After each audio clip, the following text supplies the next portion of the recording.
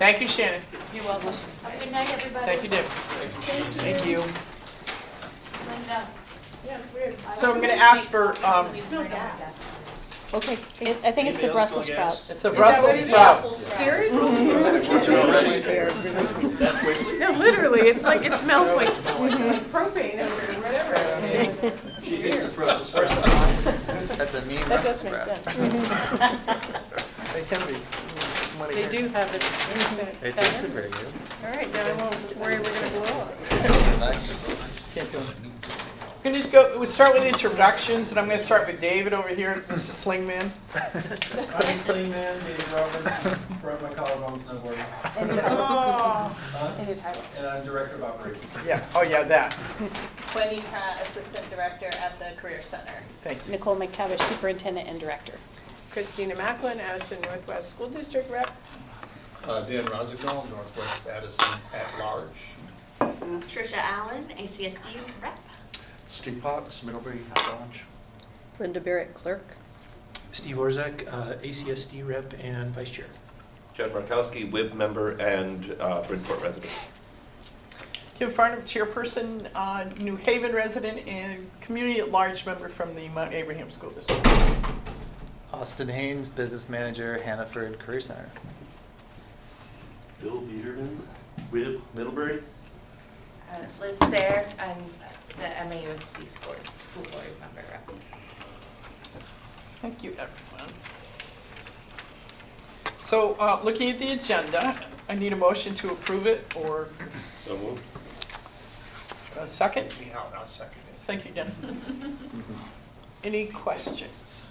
Seeing none, all those in favor, please either raise your hand or say aye. Aye. Anybody opposed? And motion carries. Thank you. So, motion to approve the September 26th meeting minutes, and they should have been a link to you. I'm not sure if they're in the packet or just in the link. They are in the packet. Thank you. Can I just ask why we're approving September September, yeah, 26th 'cause I meeting think- I think it's minutes? an error. These are January 9th. January 9th. Right. Okay, that makes more sense. Was think there it's a typo. correction made? I think there's just a typo where it says September 26th. Yes. it should say January 9th. January January 9th. 9th. Thank you. Okay. Thank you, All Christina. Note right. that, Linda? Thank you. Thank you. January 9th. Okay. So, the motion to approve the January 9th, 2024 meeting minutes. Need a motion? I'll make that motion. Thank you, Christina. And the second? Second. Did you get that, Linda? Two, I think. All those in favor, please say aye or raise your hand. Aye. Thank you. Anybody opposed? Seeing none, motion carries. Thank you. Any public meeting comments on the agenda that anybody would like to share? Nobody online and nobody in the crowd. Thank you very much. So we'll move on to the consent agenda. If you wanna, Yeah, that's me. it's you, man. Great. Yeah, so for the month of January, just a quick recap on our expenditures. For accounts payable, we had $272,989.93 in the general fund for AP checks. General fund payroll was $346,134.21. In adult education, we had $4,472 in AP checks. Our enterprise account, we had $5,609.87 in expenditures. Student activities was $1,120.35. And then no further activity in scholarship, BERF, the energy project, or a line of credit. And that is the month of January. Any questions from anyone?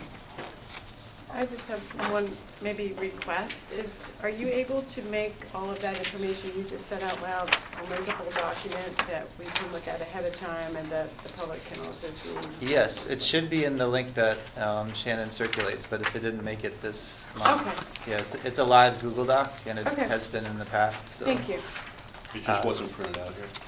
Oh, in the packet? Yeah. Gotcha. Yeah, I mean, actually linked on the agenda. Right, yeah. Yeah. In the past, I think it has been, and I'll make Okay. sure it gets in the next round. Thank you. Awesome. Right, but the Appreciate bills that. are also not a printed piece in the packet this They were time. missing too, okay. Thanks for the feedback. Yeah. I need a motion to accept that consent agenda? So moved. Thank you, Jen. Second? Sure.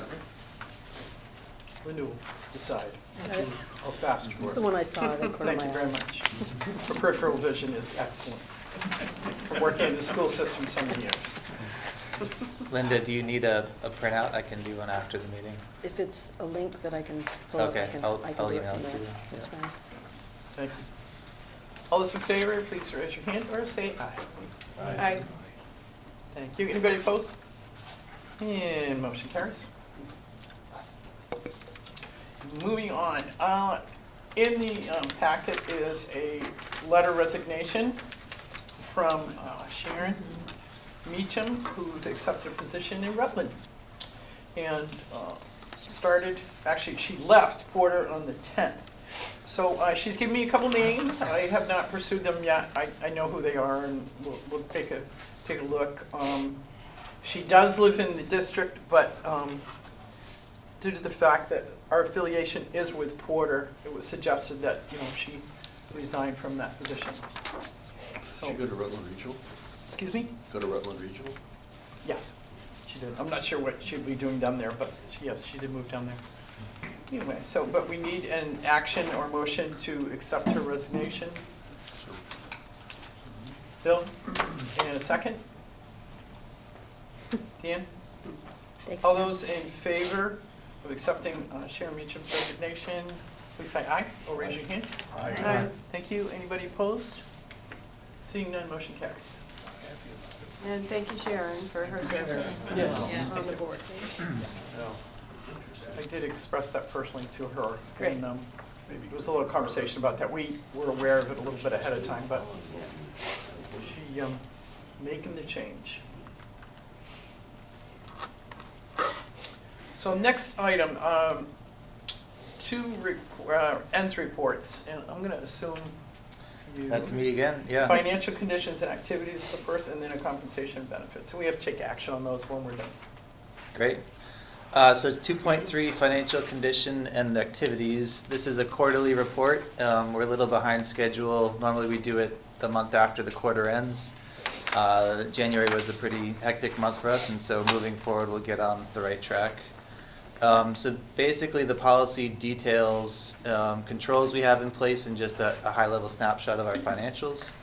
And I'm happy to read, it's a pretty lengthy policy document, but I'm happy to read the full policy if the board pleases.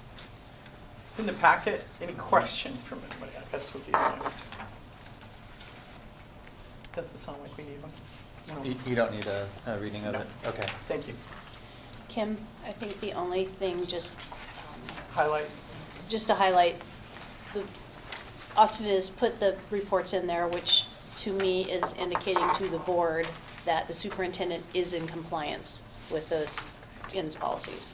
And you reviewed them and so on. Correct. Yeah. And unless the board feels otherwise, then we are in, then you're accepting that we're in compliance. I need a motion to accept that. I'll make that motion. Thank you. And Dan seconded it. Christine and Dan, thank you. All those in favor, please raise your hand or say aye. Aye. Anybody opposed? Seeing none, motion carries. Thank you. And next, the compensation and benefits and policy. So similar concept. This is an annual policy that we look at every single year, and it basically details the controls we have in place for the superintendent and her negotiation of her contracts and subsequent salary and benefits compensation arrangement. The key distinguishing factor in this policy is Nicole's contract is negotiated between the board chair and the board, and it outlines essentially that relationship with the school. So if there are any particular questions, I'm happy to field them, but that's the gist of this policy document. So Correct me if I'm wrong, this is the second year of the contract, yes? And it was a 2-year contract? You extended my contract one additional year last year. Okay. So I'm currently in the second year, well, Of a the 3. first year of a new 3-year contract. 3-year contract, Right. okay. Any other questions? Okay, again, we have to approve that, so I need a motion. Bill, thank you. A second? Judd? Thank you very much. All those in favor, raise your hand or say aye, please. Aye. Thank you. Anybody opposed? Seeing none, motion carries. Thank you. Superintendent's report. Just a reminder that we have moved the policy committee meetings to 4:30. So although we had moved those for Sharon. Yeah. No, we No. moved them for Trish. Okay, all right, good, all right, good. So those are all set at 4:30. And that's the third Thursday, Second Thursday. is that right? Yeah, it was supposed to be last week, but Right. the weather But But did. the we weather lost one, canceled it. yeah. So, So the next one is, let me just Is look it the real quick. 20th, March 20th? Next one is March 13th. March 13th. Oh, the It's second the second, Thursday, yeah. got it. Okay. Thank you. You're welcome. I thought that you might like to see the calendar so we are in the Champlain Valley. The Champlain Valley is once again working very hard to have an aligned calendar, and so we are part of that. And so this is the calendar resulting from that collaboration up and down the Champlain Valley. Of note, just in case you hear about it, because I have, December 22nd and 23rd are not our work days, so the first day of Christmas vacation is the 24th. But we did retain the full week at November for Thanksgiving. So those are, the December thing is pretty much the only big thing I've heard about right now. But overall, I'm very pleased that we'll be aligned. It's much better for kids, families, and staff. We've also linked the different jobs that we have open. We have a excellent candidate right now for a college and career counselor, which I'm going to do a second interview with tomorrow morning. Fingers crossed. We have the finance assistant out there, special needs coordinator out there. We have applicants for both of those positions. We do not yet have any applicants for diesel. And we have more applicants than we would have ever expected for ag. Awesome. So Good. that's looking quite good. Yeah. And then the next piece is the business manager's report. I didn't formalize an official report. And I guess the two policy documents that I included were the bulk of it. As far as a quick status update, I just wanted to touch on a few things that we're working on. Obviously, we talked about the audit and trying to get that across the finish line. So that's a big priority in the next few weeks and months. Part of the audit, we're digging into inventory. So both for the auditors and for our insurance company Visbit, we're going to do it, in collaboration with David, who's spearheading a lot of it. Just an A to Z listing of our inventory, and then getting a financial capture of what items we can depreciate and include in our updated inventory. We're also transitioning into a bunch of year-end preparation for the next fiscal year. That's still a few months out, but there's a lot of system work that we're still doing as far as getting the current accounting software built in a way that is successful for next year. In combination with that project is really forecasting for this year. So David's done a lot of work recently looking at how we'll finish out the year. There's a lot of moving pieces in that because we're still reconciling bank statements that are several months in arrears. So still trying to get caught up on that. And then, as Nicole mentioned, recruitment. So trying to get another body in the finance office is, so if you know anybody who has great skills for the job, we're hungry and eager to hire. So that's a high-level snapshot of the business office. Anything you'd add, David? Because you're driving a lot of that too. Nope, that was a good summary. You guys want a life back or something? Thank you for pitching in the way you have. Sure. Steve, I'm sorry. Two questions, or Go for it. question and observation? Yeah. How is the new financial software working out? Because this is our first year on it. Yes. And is everything going okay as far as, it's new to you guys because, it's new to you Yeah. guys, but the transition for staff and other people, because that was. Yeah, it's the product is Tyler School ERP Pro, and a lot of schools statewide use it with the mandate years ago to move to Power School that failed. You know, schools were given the choice to either choose their own or move to Power School. A lot of schools stayed on the Tyler products. The product we used before was Tyler ADS Pro Fund, so it was essentially a migration from one Tyler product to another. So there are advantages to that with, you know, customer support and overall familiarity of the product. The challenge that we're facing is there's a lot of systems settings, and it's very advanced and sophisticated compared to the old product. So David and I are essentially hitting the ground running without any proper training. So it's kind of like building an airplane and trying to learn to fly it at the same time, while we're keeping payroll and AP and everything just running. And so overall, it's going well. You know, we're no longer reliant on their customer service to process payroll and AP. We can do that independently. Whereas a few weeks or months ago, we couldn't do those functions independently. So that's a good sign of progress, and we're attending trainings, and we're tapped in very closely with their customer support team. So that part feels good, and I think the caveat is, as I alluded to, we haven't gone through a full year, and we're still correcting and building mid-year, which is a bit challenging. So in the midst of being shorthanded, that's also another pressure. So Is this going to have any ramifications for the audit? as far as accuracy, I mean, they're fully aware of the challenges that we're Okay. facing. Like, as I mentioned, the bank recs have been outstanding for a while, and we're gaining progress on that. Okay. But we're pretty honest with them about what the reality is, and they also have access to our financials. So they have third-party access to our information, and they can run reports too. So Okay. is there anything you would add to that, David, or? Yeah, I think I it's, think it's pretty fair assessment. yeah. Because we were partially down the road with training before, is there any additional cost to Hannaford for bringing everybody else up to speed? Or have you just been making them work his butt off? I mean, part of it's part of what we have budgeted already as far as professional development and staff training. There are additional resources that are free. So they have a number of webinars and online resources you can take on demand. So Okay. some of it you would have to pay for, but others are free. So it's a combination. Good, so it's not bad though. Okay. And my second thing was, next month is March. Are we going to get a quarterly report on how we're doing with the spending? Because The policy document, or? I thought we were under the understanding that we were going to monitor that more closely. That, you know, how are we spending versus what we've got budgeted?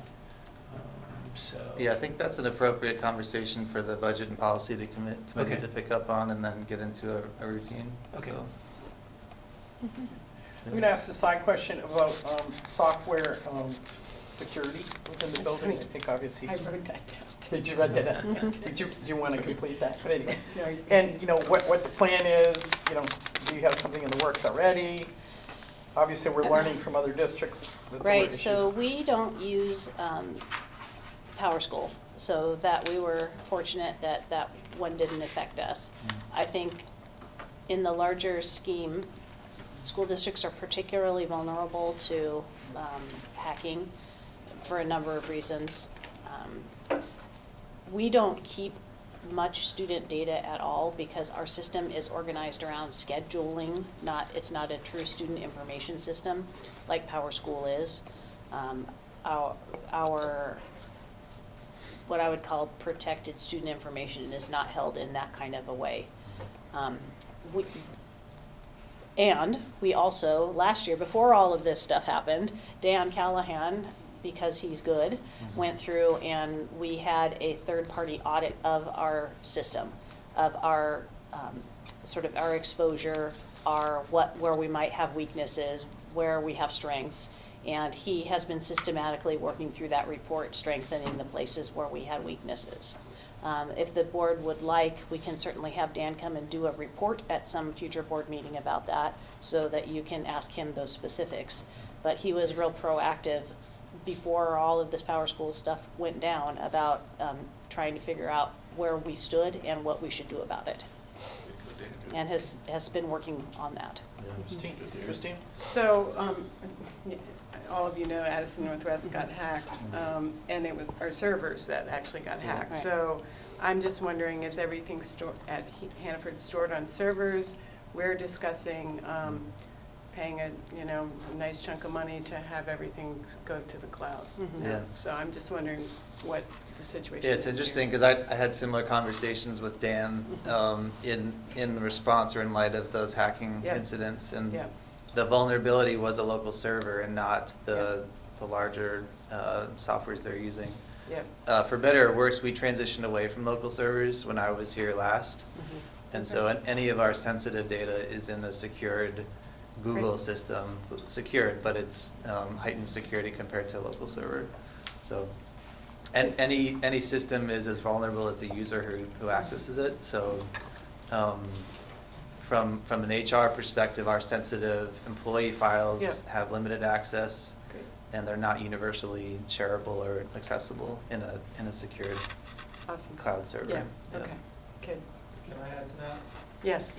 Just two things. One, it is true, like most of our data is not on a server. Two, I think, the weakest link is us, right? And Good point. Dan Callahan implemented at the beginning of the year a training that we get random spam emails. Don't click on that link. And they're very attractive, and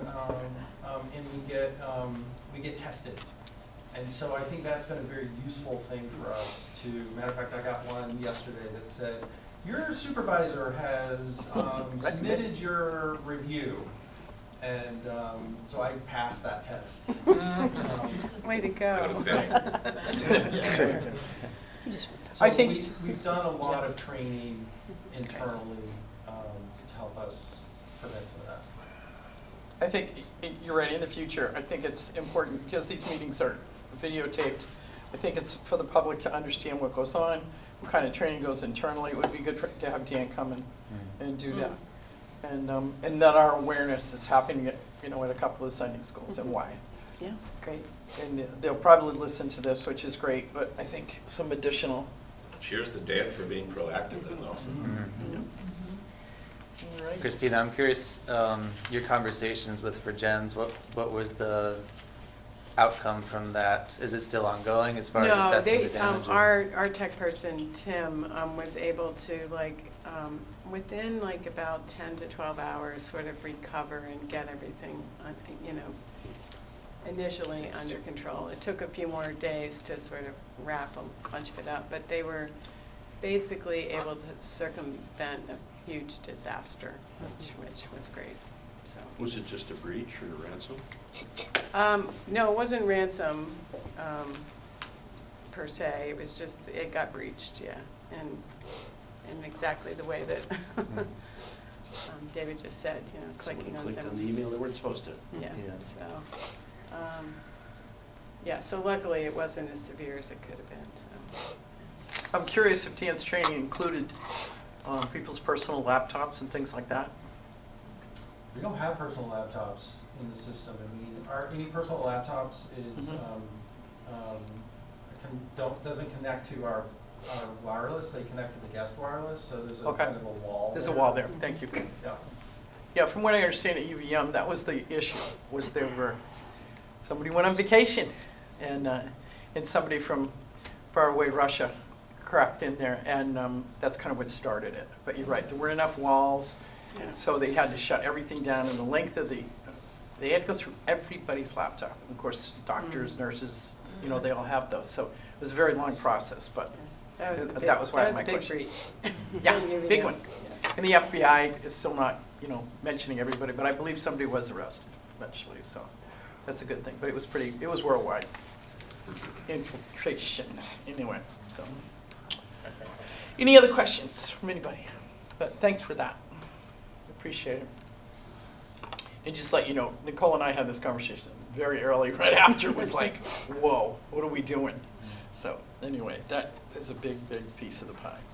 So next is discussion, policy group, if you want to talk about that.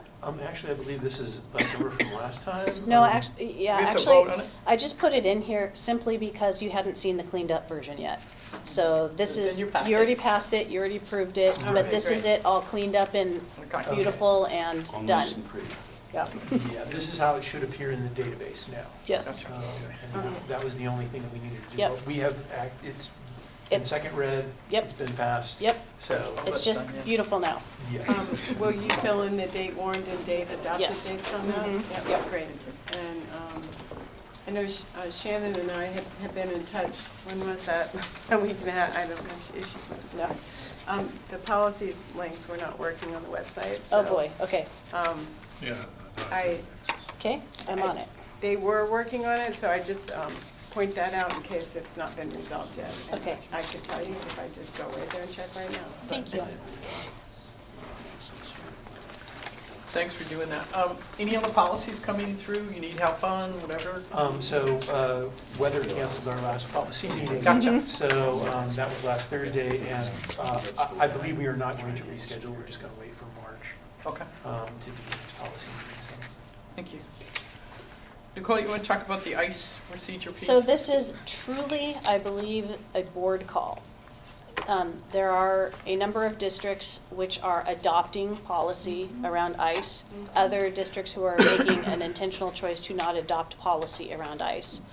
What I have done here is I took a couple of them, I relied heavily on Burlington's and a couple of others, and then tailored it to our needs. But just to give you an idea of what a procedure would look like, should the board be interested in having a policy. If the board is interested in having a policy, you would probably direct me, we would probably write a policy that was a one-liner that said something like, the superintendent will develop a procedure to handle ICE. I mean, it would be a short policy. But my intent is to take the temperature of the board of, do you want to wade into these waters or not? So this is a procedure that I wrote using good work from other districts, and I did run this already through legal, and the information which came back was that this is perfectly legal. The thing which the board needs to consider is, in adopting a policy like this, you could be putting yourself up to be a target because you have a policy, as opposed to not having a policy. That is one danger.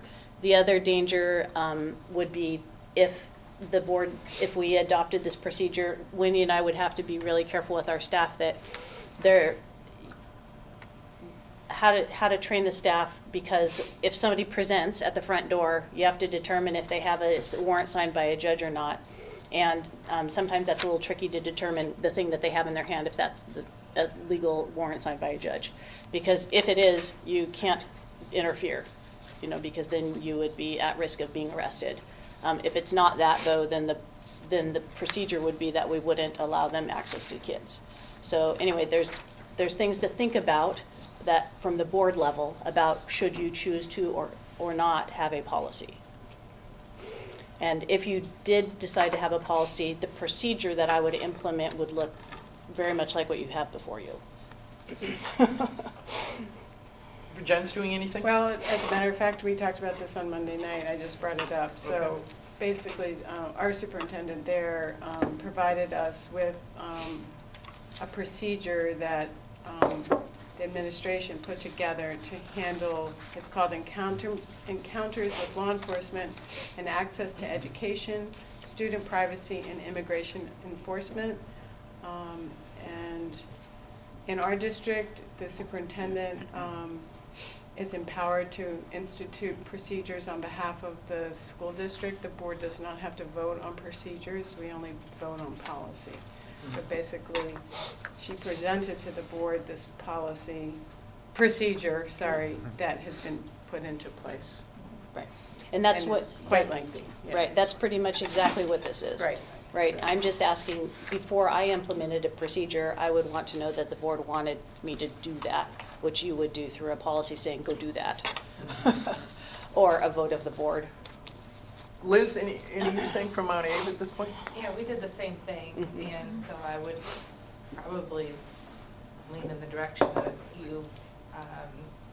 It also allows it to be more flexible when it's not a policy, right? So even that one line of that, you know, these are children here, or even adult learners, right? Like, this is also gonna be adult learn, right? So I think it's complicated, and just having something that you are able to adjust as needed and learn and continue to shift without our input feels important. So I appreciate, we have the same thing, so Okay. this is the same thing for us. Middlebury? The ACSD policy has been really kind of, all the oxygen's been taken up by that class size policy. I don't think we have adopted anything about this. It's been presented to the The board. procedures was sent out to everyone. Yes. I don't think it was a question of should we have policy around Policy, this or not. right, Unless so- that specifically came up in the policy committee. It didn't. No. And so I think they're handling it the same way, is like, Okay. we have a Procedure. procedure in the district, but not a policy.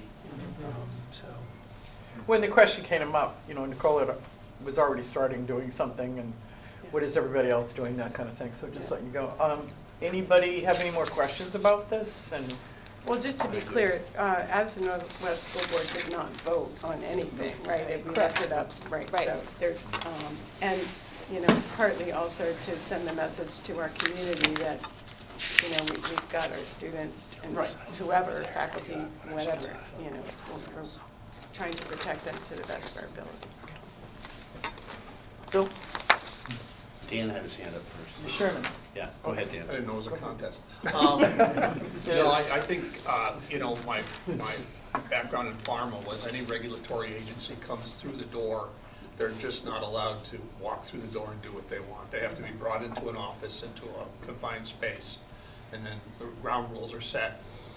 And in this case, we set these. I mean, these seem reasonable enough that if they're legitimate and above board, that these questions can be asked and should be asked in order to protect the students. So, yeah, there's really, in fact, you know, this should be for anybody who comes through the door asking questions like this, that you have to, ground rules, and, you know, whether they have a badge or not. So I fully support. Good, Steve? no, I think Bill? So my question is, can we say, hey, great idea, let's not stick our neck up, but this is what we're gonna do? Because if somebody wants to go out and make an example of somebody, that's my only issue, is, you know, is there a way to take care of the people in the building and do like, you know, Dan says, you know, you gotta bring them into a room, they have to talk to us, they have to tell us what they want. And it's also different because if they're gonna walk in here at night, two of you aren't here at night when we're running programs. So that was just kind of what I was gonna say. How can we do the protections without saying, hey, look at us? So what you've written, including staff, including adults, I mean, you know, we're still in that position, then so in other words, it was kind of, I got the impression when you wrote this up, is that, for instance, at night, if somebody goes in Makery, for instance, let's just use that as an example, and they need to know what to do. Do we want to do that? We want to advertise it? Because if it does happen during non-school hours, So the Makery is not part of the Hannaford Technical School District, so I can't direct them to do anything. This is protecting the students in our district. okay. But what if you have the nursing classes Yeah, every day or the adult other ed. classes? Yeah, adult ed would be, right, we would have to figure that out, but we have, yeah, that's a good, this policy, this procedure does not address adult ed, but I could certainly add a piece in there about that. But you're correct, there's no administrator here at night. Right. Steve, go ahead. we conduct a lot of our business and take our students off campus a lot. And I didn't see anything in here about situations like that, especially the students that are in sustainable ag, might be on a farm site, which would be someplace that is rated. So I think we might want to be mindful of that. I am going to go down personally as saying that I would be fully behind supporting a policy that says to develop a procedure to do this. If that puts a target on our back, I'm willing to go out on a limb for that because I think this is the right thing to do. So I would be in favor of creating a one-line policy that says develop a procedure around this.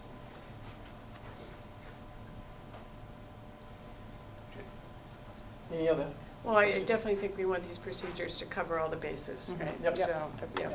I agree, and what legal recommends, I know that's one of the Legal's pieces. already reviewed this, but I do need to, good points about adult ed and field trips. Yes. Great. Liz? Do other industries like hospitals, I mean, even churches, right, like you can't just walk in there and do anything. So in other industries, people's workspaces, do you have rules like this, or hospitals must, right? So is there something we could kind of model? Courthouses? Hospitals have it too, for their patients too. Yeah. So not only the personnel that work there, but for their patients. Yeah, they're not going to turn people away or say, no, you have to take them. No, they're not going to do that. We've already had that discussion, you're right. But I think some little clarity, because we have a little bit different type of curriculum. It's important. And here's the other part. So we get students that are out on work study and may be nervous about the situation, and making sure that wherever they are at work study has the same policy. Yeah, I You know, can- it's getting a little bigger, but I think they need to know they're safe, if need be. Yeah, I'm not sure that I would have the authority to cause that to happen, although I could certainly share what we're doing with the work sites. Right. I guess the direction I'm looking for from the board is, do you want the policy committee to talk about making a policy? Or shall the administration just put something in place to protect children? That's more of a set of rules that we do here at Procedure without policy. That's where I'm trying to gauge the group's will. Is there anything from the VSBA on this? I haven't seen sample policy from the GSBA. This is kind of, my experience with it so far has been Champlain Valley superintendents are kind of leaning into this. I believe VSBA has said that that policy is under review, that they're working on some sort of replacement, but there's a couple of things. And in fact, I'm pretty sure they sent out an apology saying that they had They did. pulled. That was their- also on our agenda last week. Right, Yeah. so they had pulled the policy and it said, it's not that we don't want this policy, we want to review it, to make sure that it complies with current law. Because to your point of aren't hospitals, that was all rescinded in the executive order saying hospitals, churches, and schools, which had been specially protected, are no longer specially protected. So that's kind of why we're reacting like this. And I think the VSBA is trying to put together a policy that's covered legally. They did not say we're pulling this policy because we don't want anybody to have a policy. And that was the tenor of that apology, saying that that's not the message we intended to send. We just want some time to work on this. So I think something is coming from the VSBA. But so far I haven't seen anything released yet. Yeah, There's also- sorry, I got the apologies mixed up. Oh. The other apology was about the transgender policy Oh, that yes, they transgender pulled, and policy, then yes. they, like 2 seconds later, put back out there, so. It's your pleasure. Bill? One last thing was, migrant justice is actually, they're in Burlington, but they may be able to give us some advice on, because we do farm visits. And that could be an issue. So, Procedurally, may I point out that since this isn't a discussion item, we cannot make a motion No. to do anything right now, but I would suggest that we put this in the March to take action. okay. So we can't, per agenda, we cannot take any action tonight. Right. But we can ask to take action for it in March. I think it has to, and actually it has to be warned, doesn't it? I'm saying tonight, you could have a consensus. Right, right, so we can talk about it, but we Right. can't say, policy committee go do this, or administration go do that. Right. So we have to, we have to do that next month. We can support next steps. Yes, we can. Go ahead. Are we all in agreement? The procedure's great. We're like, and then we'll. Current procedure, we have some questions. Nicole's going to research that. Right, And add adult ed and field trips. Yes, thank you. I got that. All right. and then consider adopting policy in March or not? Or do we need, Or direct the policy committee to look at there you go. Oh, excuse me. Any other questions, Oh, excuse me. conversation? Thank you. I think, obviously we're active on it, and that's the most important part. And thank you for everybody's input from the other districts. I think that's helpful. Number 3, the always moving target of the governor's proposal of transformation of public education, which I think got shifted again today. Yeah, so there's nothing substantive that has changed with what the original proposal was. And to date, we still have no proposed bills that we can actually react to. I guess I wanted to keep this as a placeholder. We've talked quite a lot about this to date. I'm interested in fielding any questions, giving you any updates. I'm very much appreciative of Dan, who's been writing to our locally elected folks and interacting with them about this and the effects that it might have on career technical education. Sending School District, Patrick Green and Dr. Baker gave testimony today about the larger governor's plan, about the K-12 piece, not specifically about the CTE piece. And I am talking to a lobbyist who may be able to help us out. We're just determining if we can come to an agreement on scope and price to sort of help us through this journey. But mostly I'm interested in answering questions or... Lobbyist affiliation, is this a group effort from CTE? Have you got It that is kind of not, support? there is not an appetite for that sort of movement in that group, yeah. Okay. Can I ask, do they understand what's going to happen to them? Are the other CTEs able to survive on the proposed budget? It's unclear because we don't know what the governor's proposal, you might remember, is proposing a 25,000-ish per student as the base funding for career technical education, should we be moved into one large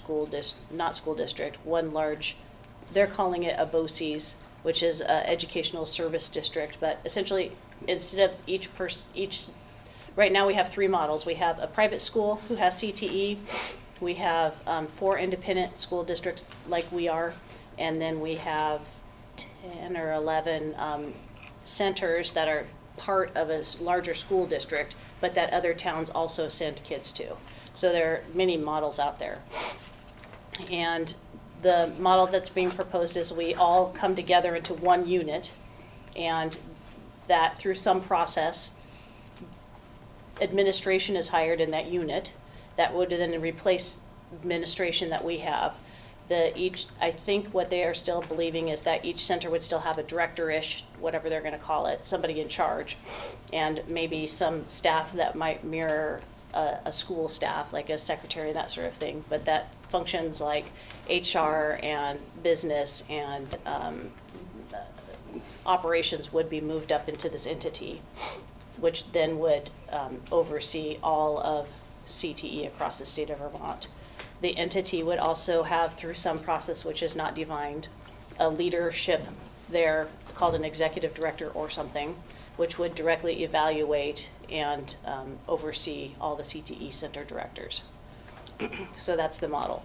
And the model is that the per student funding would be somewhere around $25,000. What is not clear is from that $25,000, is that straight money that the center can depend on, or is that $25,000 now paying for these centralized people too? There's not clarity about the $25,000. It is accurate that if you average all the tuitions of CTEs across the state, that's about right. However, many of the CTEs across the state don't have requirements like we do, like business office and HR and bond debt and all of those things, which is what causes our tuition to be high, because we have those functions and because we have a smaller student base. If we had 500 kids here, it would be a different situation than when you have 347 kids. And many of the CTE centers are serving 10 or more towns, and so they are actually turning kids away, they're so full. So, you know, I think there is something to be said for maybe changing up the model. I am highly concerned because even should we get the whole $25,000, which I don't think there's any chance that's happening, that's still a 25% cut for us, and doesn't account for our bond debt at all. So specifically for the Hannaford Regional Technical School District, it would be devastating to us, this new model, unless it's changed in some way. Yes. So, Dave? oh, sorry, go ahead, Steve. I have tried, I've looked pretty, well, I'll have to say cursorily through Act 122, Matt Barong's response. I didn't see anything in there about CTE. Yeah, I have a copy of that. No, yeah. they, So that's the legislative response Yeah. to the Yeah. governor, but I don't think, from what I can tell, that CTE is on the legislative radar. Well, CTE is definitely on the legislative radar because they're talking about it in both the House and the Senate Ed committees. This is a Nicole concern, not a VACTED concern. My interest is separate from VACTED's concern, right? Because we are particularly hit particularly badly by this, much more to a much greater magnitude than any other center, which is why I'm so concerned about it. So one of my concerns is that CTE is being treated outside of and separately from the larger K-12 picture. And I don't know how that works, right? CTE is part of the K-12 landscape. And I don't think it serves kids to not have them all be considered together. As we're reimagining education in Vermont, it is a fact that 50%, right around 50, so 49 to 52%, depending on the year, of kids do not go on to post-secondary education. So if we are not putting together a robust system of putting kids together with high demand, high skill, high wage jobs, and 50% of them are not going to college or any technical training or anything, that is doing a disservice to kids who otherwise could have a living wage job and a really great career for themselves and their family. So for me, it's a sort of a moral and equity issue about if we know the facts about our kids and we are not really leaning into CTE for half of our kids, then what are we expecting them to be doing when they leave us? I understand that VSBA has hired a lobbyist. I'm not sure, other than the healthcare piece, what else they're doing, and that's where my conversation And came up. VSBA does, and VSBA is the only one of any of the organizations which has come out with essentially their stance is hard no. Like, no, we do not agree with this. Right. The VSA has taken a stance, which is we are waiting to hold judgment because we don't have enough facts to decide, and we want to collaborate and be at the table. That is also, I will say, the stance that VACTED, so the CTE group, has taken, which is theoretically, maybe this would work. However, there are no facts, so we can't react, right? A big part of it's going to be funding. Because for some centers, $25,000 would be wonderful, like more than they're getting now. But how much of that do they actually get at the end of the day is the thing, right? For us, we can't do what we're doing now at all on $25,000 in any way. Because the other piece is, as you know with CTE programs, when you cut a program, you also cut revenue, not just expense. Because now you're no longer getting the money for the kids. So it's like you have to cut a lot of programs to make a little change in expense. In revenue. Christine? Well, we got a side-by-side comparison of Matt's Bill 122, on Monday with Governor Scott's proposal, and regarding CTE, Matt Barong's proposal has no specific provisions outlined at all. In Governor Scott's, the $25,000 per full-time equivalent, right? But it also says that districts keep $5,200 per student to support CTE students at home schools. At home schools. Yeah, so that's Right. part of Governor Scott's proposal. So does that mean that that 5,200 is coming out of the 25,000? Right. And it's staying with the, whatever school district is gonna exist? Right, I don't remember what infographic that came with Governor Scott's model is that for CTE, there's two streams. One is the 13,000 base rate, which is what they're proposing as the new base rate through 2002 or 13,005. And then there's a second base rate times 1.3. So 13,005, let's call it, times 1.3, so a little bit more. Let's say it's, I don't know, 17,000 or something, which ends up equaling a bit more than 25,000.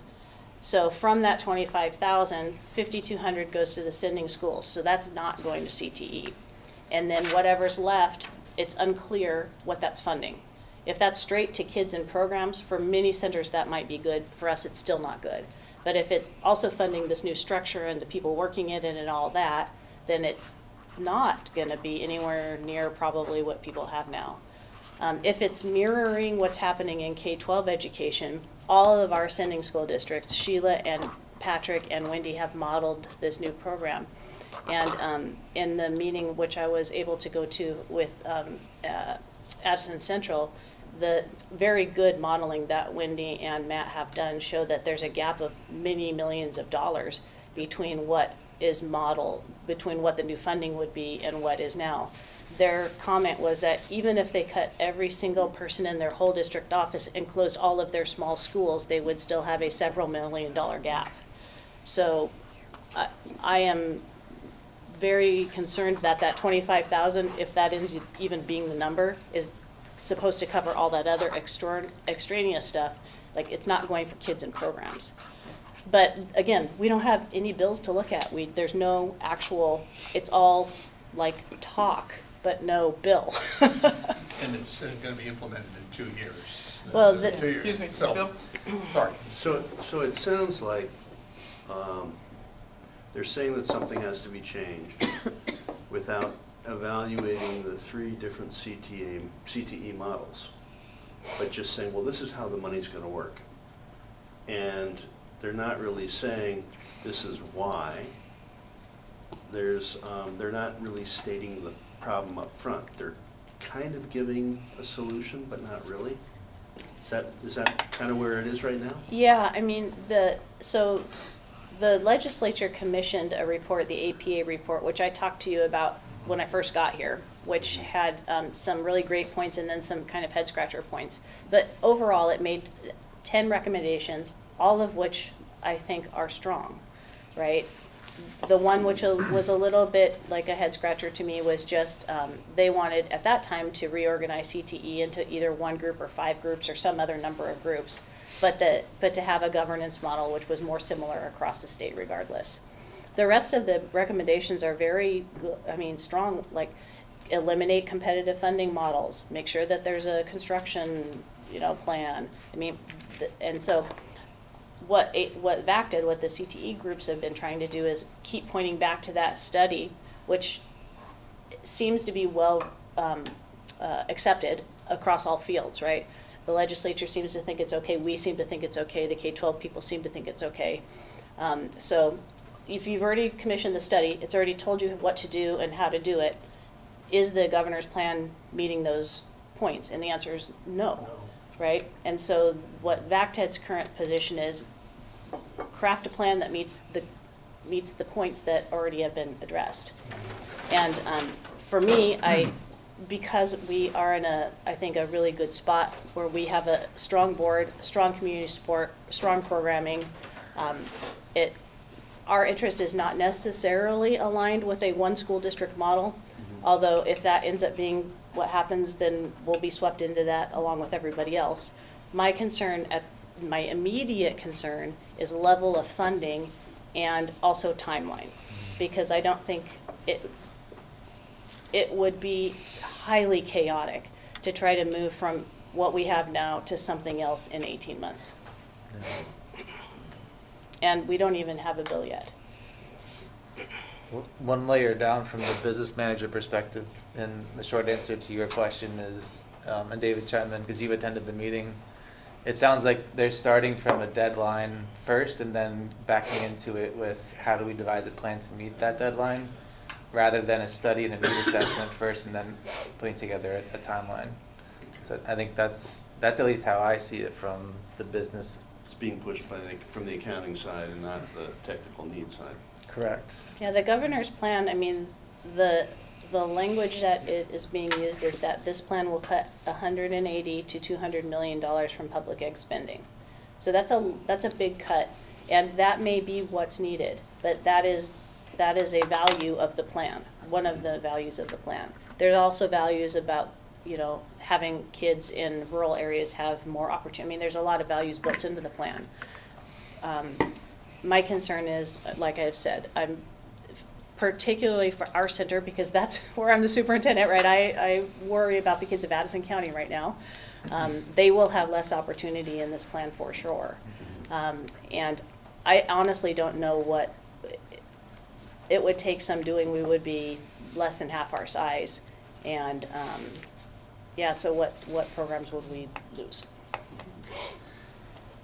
So, if I may, I think it's a good cause to argue that we should be part of K to 12, but on the other hand, we are more expensive than your average K to 12. Right. And I made the point that, you know, running an industrial kitchen or a diesel facility Right. costs a lot more than a high school math class, and we serve less students at the same time, because you can't pack 24 kids into a diesel class. And it's actually Rob North came back and said, what's your proposal? Yeah. So he kind of opened the door for bullet points or something like that, and I thought he was being kind of dismissive, but on the other hand, if he offered, maybe we should follow up. Yeah, I honestly, in watching all of we've been watching all of these meetings, all of the Senate Ed, House Ed, and the Commerce and Economic Development. It's people, the elected officials genuinely seem to be interested in information. This is not an exercise in futility. They genuinely, they're asking good questions. When people give testimony, they ask great follow-up questions. I don't think that's a disconnect. I'm worried that in the intense pressure that there is to do something about taxes, that we'll have a situation where we do something rather than the right thing. And I also am worried that career technical education is smaller, so maybe they could like do something with that rather than having us be part of the larger conversation. One of the models that I'm really familiar with on the West Coast is a little different than any that have been proposed here, which is kind of like regional like us, but they're regional.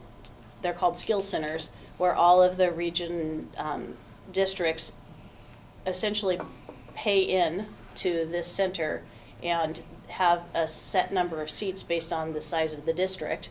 So if I'm a 10,000 school district, let's say I get 100 seats. If I'm a 20,000 school district, I get 200 seats or whatever. And I have to pay that every year no matter how many kids I send. So I'm not disincentivized from sending kids. So my thing is my share of the cost of that program. And then part of my governance is the superintendents of the people of the sending school districts.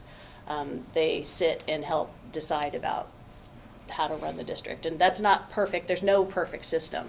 But there are other things than just what we're doing or one. Like I'm trying to get us to some sort of compromise scenario, which I think is what Matt Waring is doing too.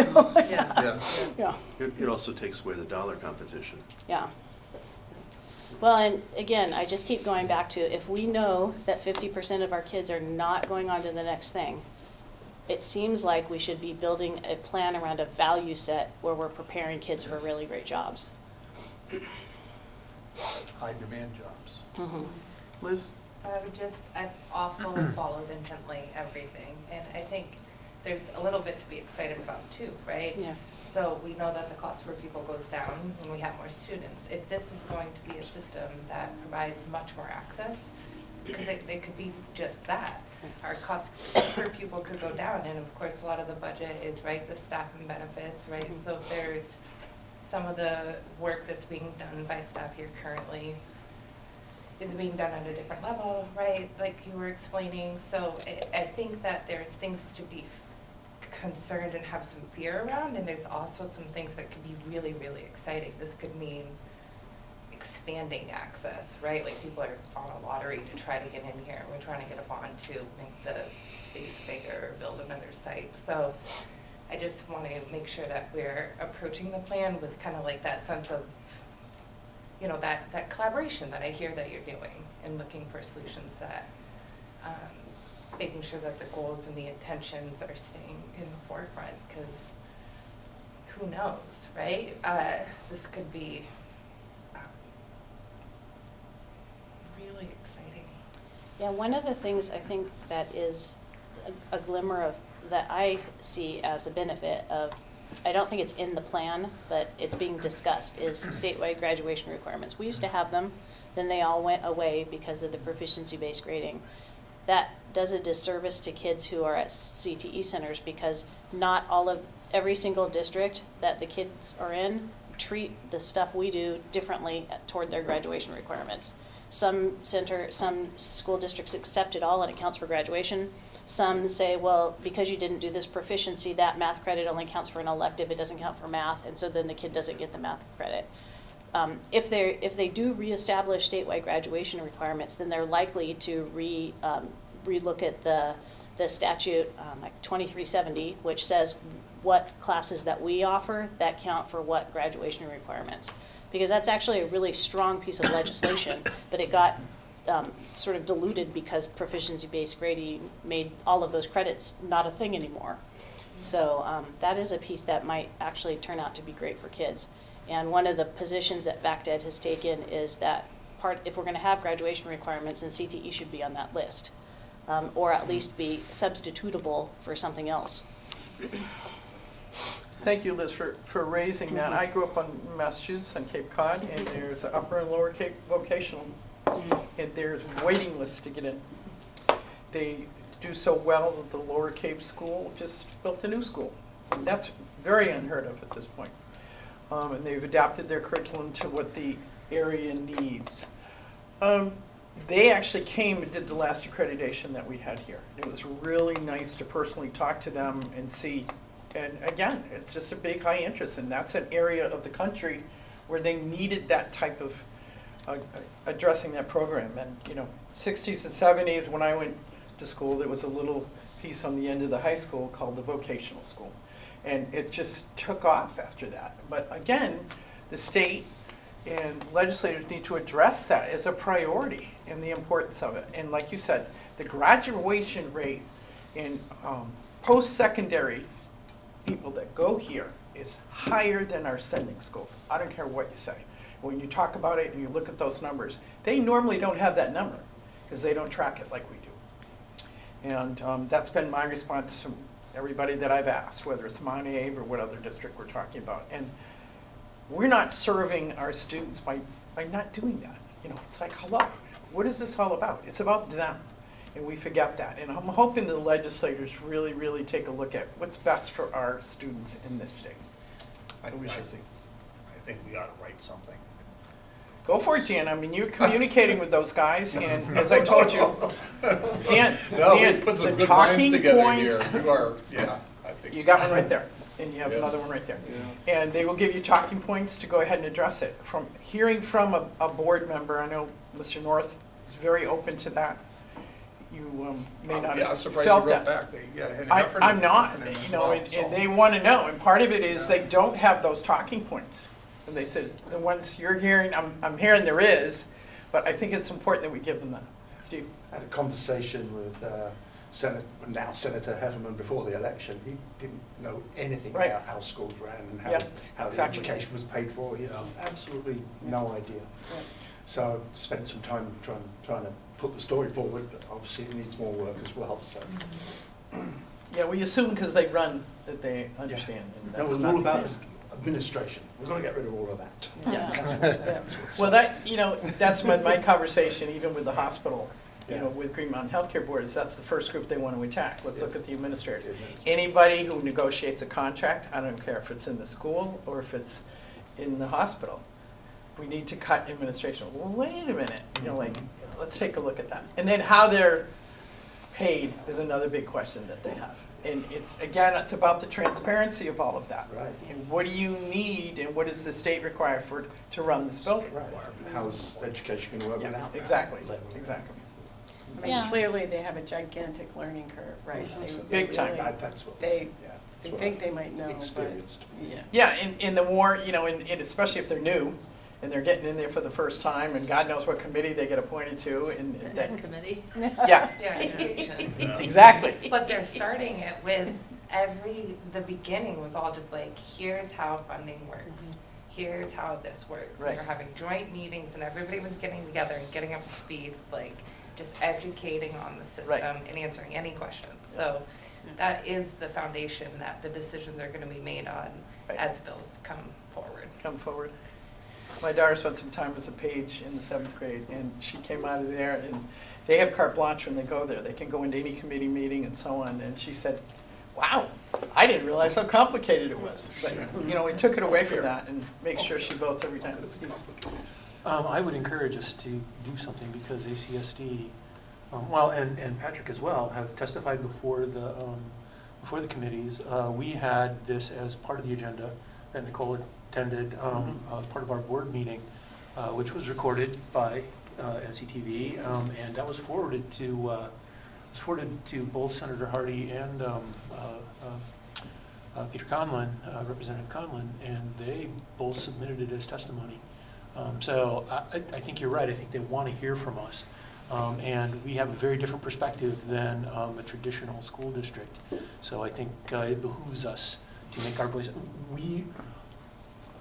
Among CTEs, we should be in a leadership position because we are one of the most well-developed and best supported, as you pointed out.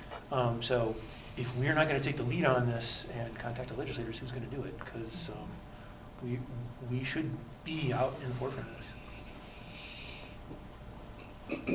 Are you hearing anything from any of the other stakeholders of wanting to be interested in stepping forward or doing a group presentation in front of the legislature?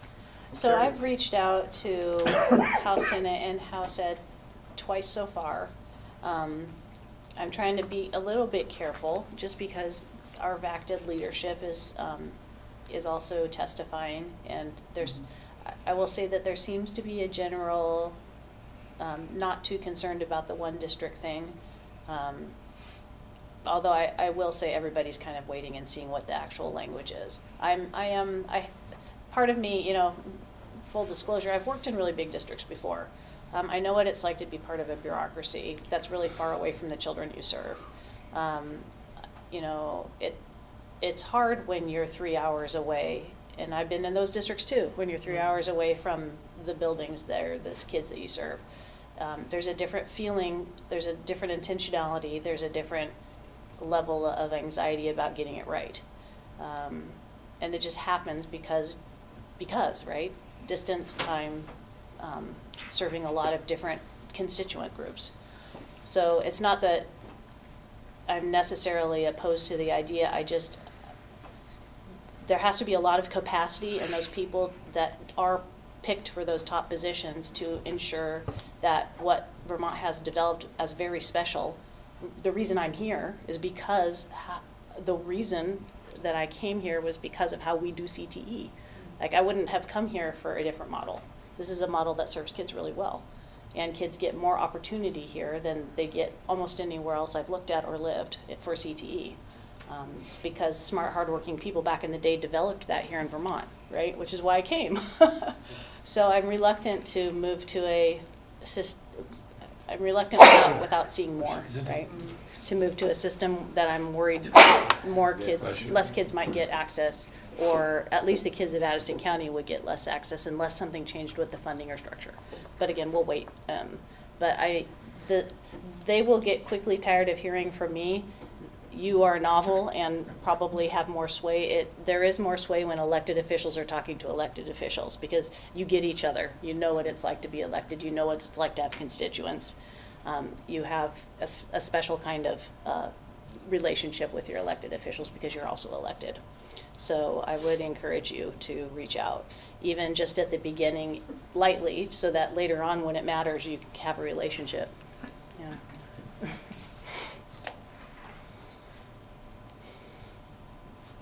I understand your caution, Yeah. and that's good. Yeah. But there's a voice here, Dan, and if anybody you're talking with wants to talk to somebody, there they are, and invite them in. And you can orchestrate that, I'm sure. Anyway, I think that's the biggest piece on it. Thank you for the good conversation and so on and the pride. One piece that I was involved in many years ago in the early 90s is the transformation of the administration of this building. And at one point, it was under Middlebury High School. And that transformation took place about that time of saying, no, it needs to be a separate supervisory district.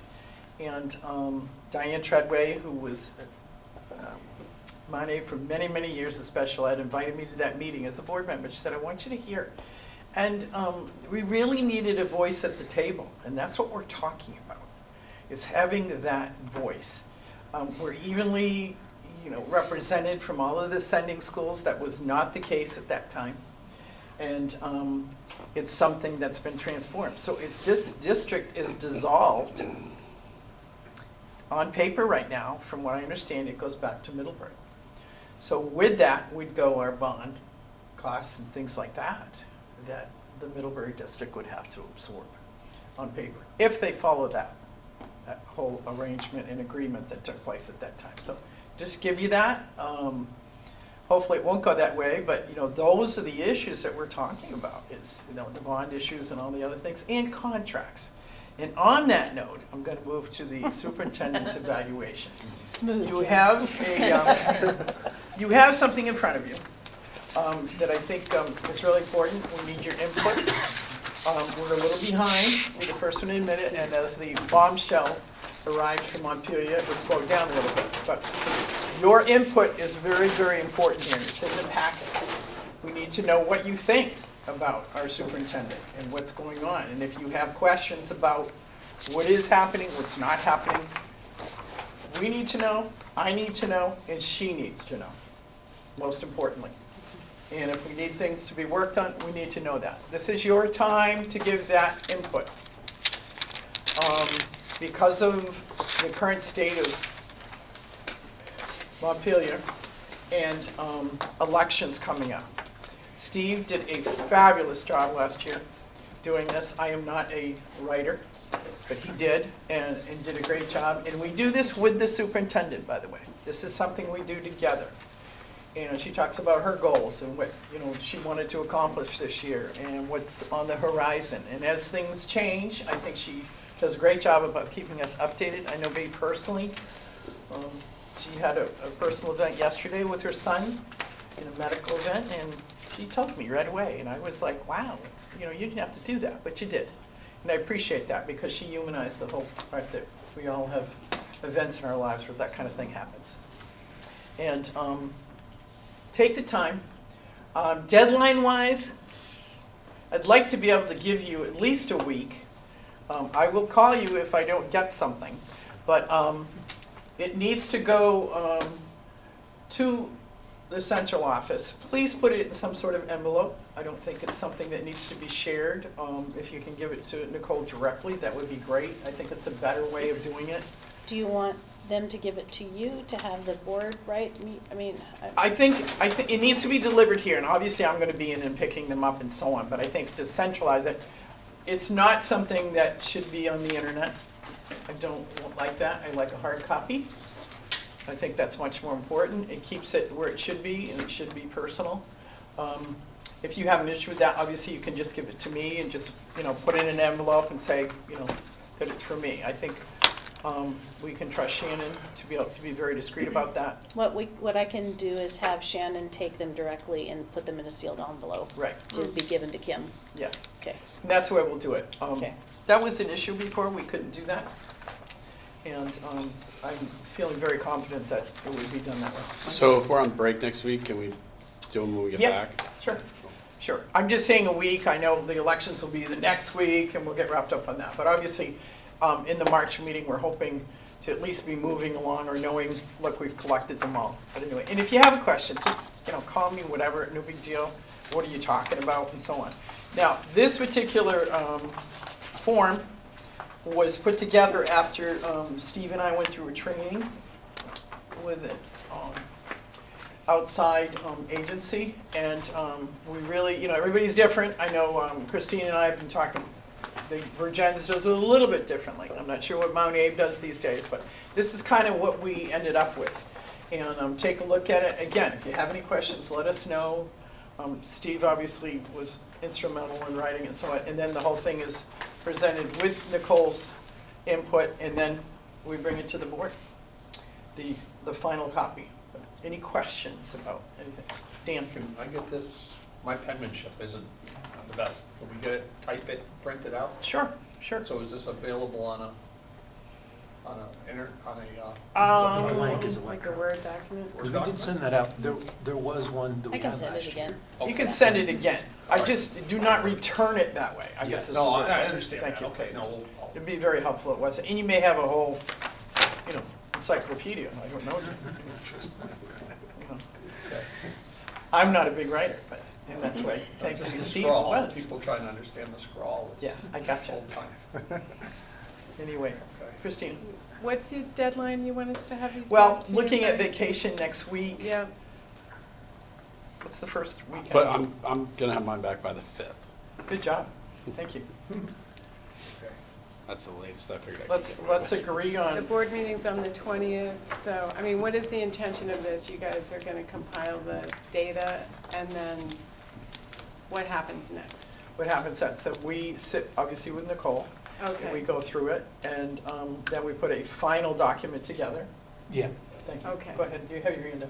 Yeah, and I want to make it clear that I would take the lead on this again because it was a very important process that we did last year. And however, I am up for election, and there are 5 people running for 3 seats. Right. I may not be reelected. If I'm not reelected to the ACSD board, I would not be able to serve here. So I'm trying to, with an abundance of caution, Yes. say that you shouldn't have something as important as a superintendent in the hands of somebody that might not be here next week.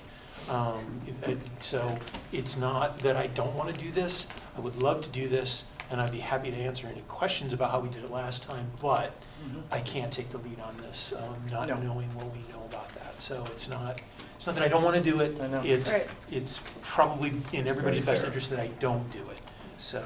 Well, In the meantime, I asked Christina if she would step up at, in the event that Steve couldn't do this.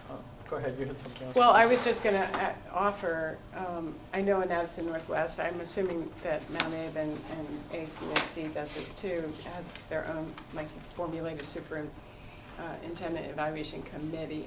So it's usually 3 to 5 people. We do something similar. Our evaluation is online. It's protected through whatever you can, password protected or whatever. And then the committee looks at, the committee chair aggregates it all, and then Great. the committee meets, and then the chair meets with the superintendent. Christine also sent me Whatever. the information that they have through Yeah. their group. With everything going on right now, I was Right. not, Relate. I did not even respond because I said, to make a change right now with other things. In fact, we are behind. We should have Right, evaluated we it are. this month. It should be done. And I apologize for that. But I think, needed to put the brakes on. We have new members here that haven't gone through any of this process before. I think it's important that they understand what we did in the past and why, because we didn't have anything. And said, well, wait a second. So Steve and I at the time did the training. With Judy Square-Stein, if you remember her. Yeah. Excuse me. And basically put this together and said, okay, this is easy for people to read, to go through. Again, if you have questions, let us know. Steve obviously is, election is still what, 2 weeks? I don't know. Yeah, March 4th, I think. is Yeah, town meeting anyway. day. So I'm going to say, you said you gave up The the 5th. 5th. Isn't that like Tuesday? That's a Wednesday. It's a Oh, no. Wednesday. Tu- The Wednesday. 5th is a March 10th, Wednesday. Yeah, that's the day we go back to work, so. I can do it. I could have it on Monday. The 7th of March, which is a Okay. Friday. And I'm going to be out of town till the next Tuesday, so they'll sit there, but we'll, give you a few days there to get them in. You're out of town till the 11th? No, Is that what you said? the 10th, Till the 10th. yeah. The 6th through the 10th. Why don't we just say March 10th, and then you don't have to think about it until you get back? I won't be thinking about it. So let's go with March 10th. I'm gonna have a very pleasant distraction. Thank you very much. And I'm happy to help. Thank you. If- Yeah, we'll be in touch. Whatever happens. We'll be in If touch. that's the will Thank of you. all of you. Like, And that's it's the will not of all of just- us, if there's anybody else who said, hey, I'd like to see how that process works. Yeah. I Jump do right in. serve on Addison Northwest Evaluation Committee, and there's a great webinar that BSBA has out about Yes. superintendent evaluation process too. What do you guys do? Go ahead, Liz is I ready. mean, so it's been over the, we, to the talk with the tolerance of our superintendent, frankly, we have a lot of community feedback every year about what we do to evaluate our superintendent. And so we're constantly trying to modify and adjust. So it's been done many ways. It's been done, it's been done very broadly. It's very inclusive of many people's thoughts and feelings. It's not really a tight situation. The VSBA training, so we just talked about this week, right, Tuesday, suggested a little bit of a tighter circle. So we're kind of managing how to include broad feedback with a tighter circle of feedback and what to do with that. So we've done a lot of different things, and I think we have some work to do on finding a process that's effective in doing what it's meant to do. What it's about. Yeah, so my feedback to Kim and Steve when we were trying to figure out how to do this, because again, we started with nothing, was my interest is figuring out how to serve you, right? My interest is if you have feedback, hearing it.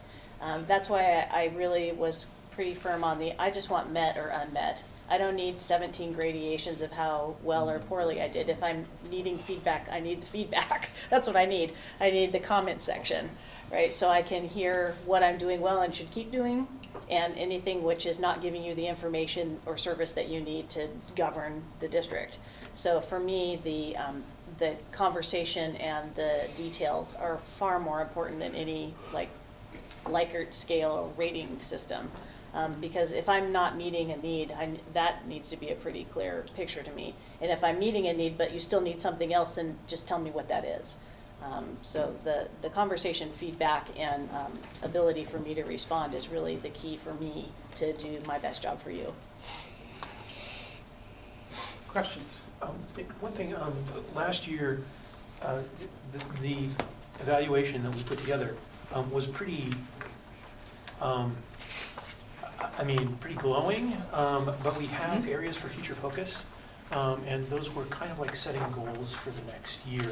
I was wondering if that would be available to the board members, so that they could see, what is being what do we agree would be evaluated this coming year, and the framework is, did you meet those? Did you do those things? The blank form is great, but I think that would be a valuable piece of information for everybody. Right, so I can certainly provide last year's evaluation. Yes. We never reached consensus on goals, so we don't have those this year. I'm hopeful that for our next year, we can come to consensus on goals. After we kind of get through all of the change that we've had happening, I think that would be a really good place for us to come to, so that I have something really concrete I'm working off. I mean, depending on what happens in the landscape, Right. the board retreat is a great place for the board to work on their goals and you to work on your goals, and us sit down together and talk about. Correct. Yeah. Right. I see the energy level. Yeah, I know, right? Sorry. We've Mike got was eating, goals. were all We all like, have goals, "Oh, right? We ate how many hours ago? Oh. Anyway. I was like, oh, didn't you guys eat? It all started at 3. Yeah. Anyway, committee reports. Policy committee, we just had a conversation about, Christine and I had a quick conversation about the board norms and whatever, and that's kind of stopped for the moment. We sort of met our charge, so Yes, we thank need, you. we need new charge or. Fastest, most effective committee. Yeah, there you go. Right, wasn't Anyway. it? Just like that. Any other committee that would like to give us a report at this point, feel free to speak up. I think Budget Committee, we got that, we're good with that one. We had a Facilities Committee back a ways ago, and it might be something that we have to reconvene at some point, just to update, anything else on the list, how are we doing with all of that piece? And so put that in your bonnet. After, Yeah, I mean, we've been talking about that, Right. and we just figured we'd wait till after the election. Exactly. And then we'd kind of keep take the a look focus at on it. the And I north. think that's the key piece, Yeah. is the election, and we have a lot of things, into play there. I mean, we have to reorganize, right, anyway. Exactly. right? So what we do at that point is if there's a committee that you'd like to be on that doesn't exist, or we make it, rearrange all of that, be thinking about those things. But that was one committee that just doesn't exist or isn't up and running at this point in time. We have the same situation with negotiations, and Chad will get into that in a few minutes. Sharon was on that committee, but, and obviously wasn't able to attend the 2 meetings that we've had already. So at this point, it would be kind of silly for us to add somebody from our side of the woods, because we have to catch up that person. And I apologize, but there really wasn't anything we could do about that, and we wanted to keep having meetings. Our next meeting will be March 13th of March. 13th, thank you. And like I said, Chad will get into that in executive session. Any other public comments or something we haven't talked about tonight that is a pressing need from you to share with us? Guess not. Okay, thank you. So I need a motion to go into executive session for 1, VSA 313A1 and 1 VSA 313A3. So moved. Okay, Second. thank you. All those in favor, please say aye or raise your hand. Aye. Thank you very much. You want to stay with that?